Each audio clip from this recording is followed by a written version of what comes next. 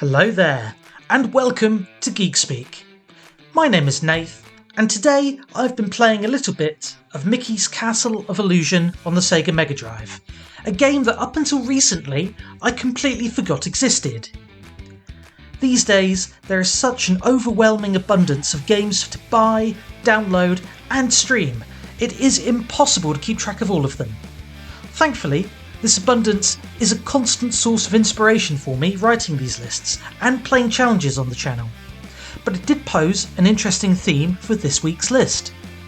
So without further preamble, here are 7 video games you totally forgot existed.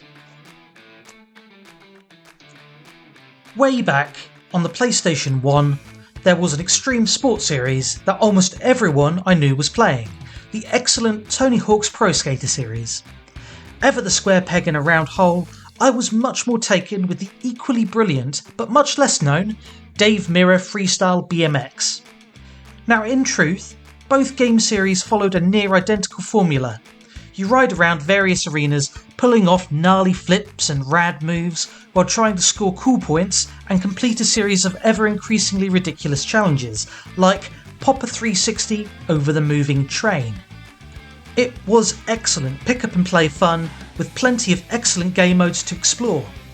For me, the standout of this game was its angsty teenage soundtrack, featuring music with bands with names such as Social Distortion, Dropkick Murphys, and 59 Times the Pain, to name but a few. In short, this was a game dripping in cool, and as my actual BMX skills are about on par with my ability to say no to a large slice of pizza, so non-existent, it was digital wish fulfillment to the extreme. Moving from extreme sports to extreme stupidity now, in the hilarious slapstick violence of PS3 indie title Pain. The footage here pretty much speaks for itself, but for the uninitiated, the premise is a simple one. You load your character into a giant slingshot and launch them into the ether with the intention of causing pain. Pain can come in a variety of ways, and pain also means points, and yes, points mean prizes. The way you win is by causing enough property damage, breaking enough bones, and completing enough hysterical face-crunching challenges to get the highest score. It is a totally bonkers game that has improved greatly in multiplayer, as you and a friend launch yourselves headlong into buildings, vehicles, and in one level, the stonework of an abandoned Aztec temple. Here's hoping for a current generation sequel. It is genuinely brilliant party fun. Moving into the world of espionage now, with 007 Bloodstone, probably the most underrated game from the man with a license to kill. Canonically taking place between Quantum of Solace and Skyfall, the game tells an original story featuring the voices and likenesses of Daniel Craig's Bond, Judi Dench's M, and it introduces Joss Stone as both a major character and the vocalist behind the game's phenomenal theme song, complete with the usual silhouetted guns, cars, and ladies for who some reason have forgotten to wear enough clothing. The gameplay is brilliant, as is the storytelling, and the game's multiple set pieces featuring speedboat chases in Greece, running away from a rogue subterranean drill, and a breathtaking Aston Martin sequence in Siberia.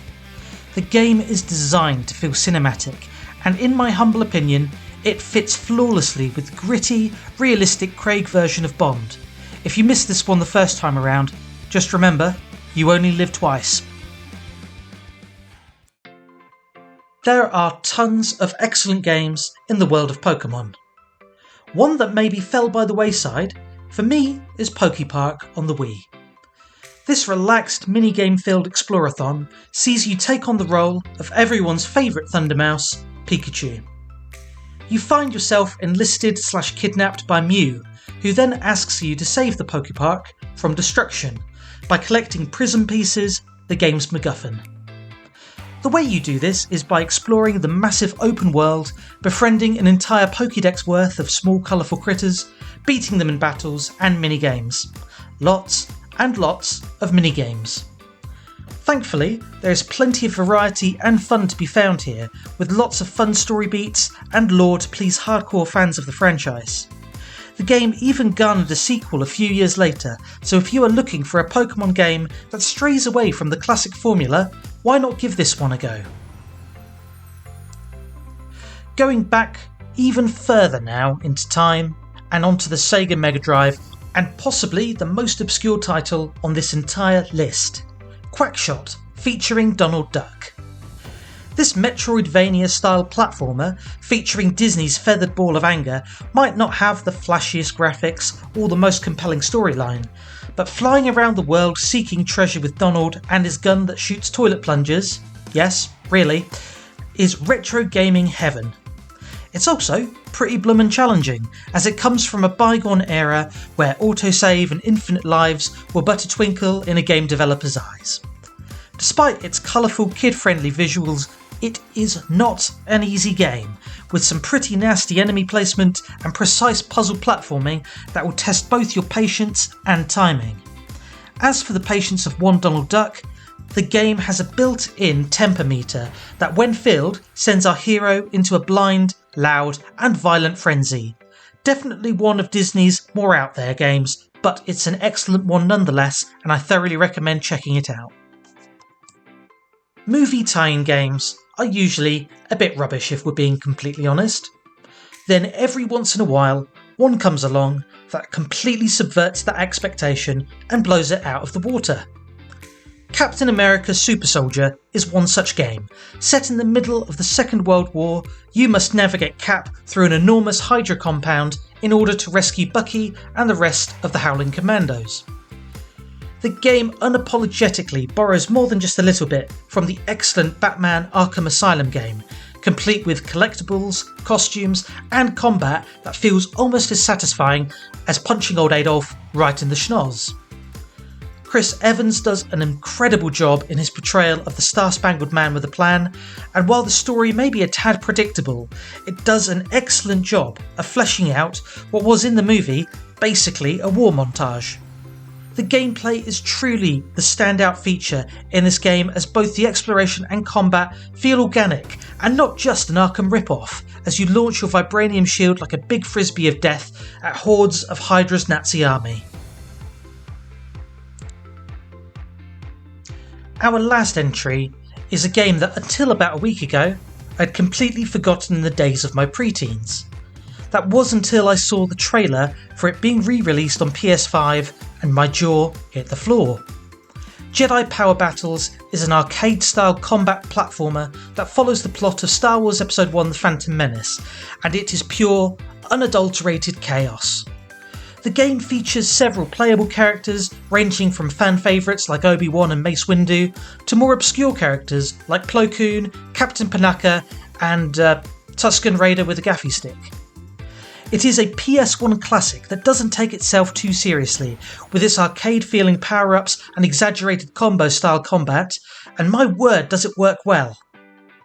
Best enjoyed with a buddy, you jump, slash, and use the Force through 14 levels based around the 1999 movie, with tons of replay value and unlockable secrets like freaking playable Darth Maul.